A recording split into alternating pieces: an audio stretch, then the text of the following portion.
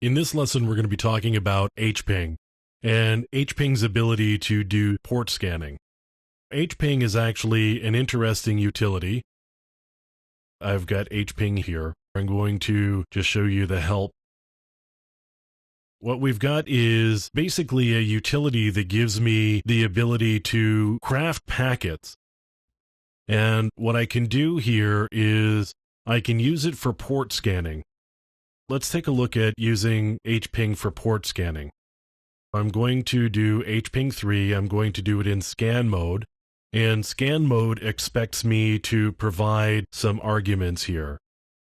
I'm going to say use ports 0 to 2000 and scan all of those ports. Now I need to specify the type of flags that I want to send. I'm going to send a SYN flag, and let's just send an ACK flag as well, just for fun. And now I'm going to say the host here is 172.30.42.1. I may not actually get anything back because a SYN and an ACK together really not a message that you would expect to get unless you had sent a SYN out. We ran through the scan and it didn't actually result in anything. Let's do this instead. If we just send a SYN message out, now we're actually getting ports that are open. You can see I can actually use Hping to do scans, but I can not only scan ports, but I could also do things like have a bit more control over the header values that I want to see.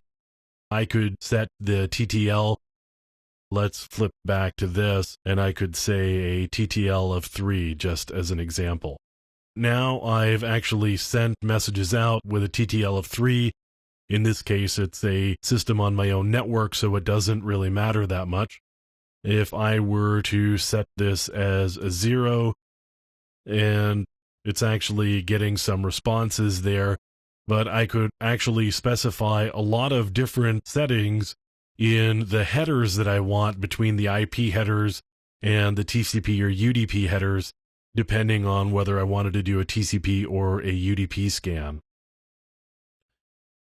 Basically, I've got the ability here to set a lot of different variables in my TCP and IP headers while I am doing a port scan, and I don't have to rely on necessarily a pre-canned set of scan types.